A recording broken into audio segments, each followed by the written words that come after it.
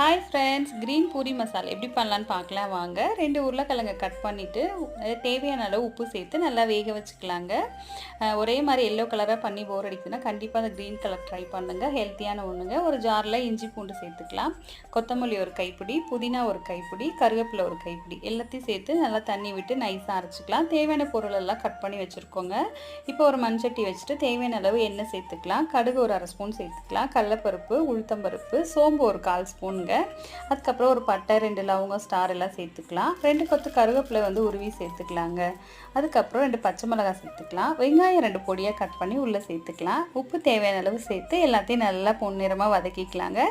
இப்போ நம்ம அரைச்சி வச்சுருக்க க்ரீன் பேஸ்ட்டை உள்ளே சேர்த்து நல்லா பச்சை வாசனை போக எண்ணெய் பிரிய வதக்கணுங்க. இப்போ நல்லா வதங்கிடுச்சு. 1 டம்ளர் தண்ணி சேர்த்து நல்லா கொதிக்க விடணுங்க.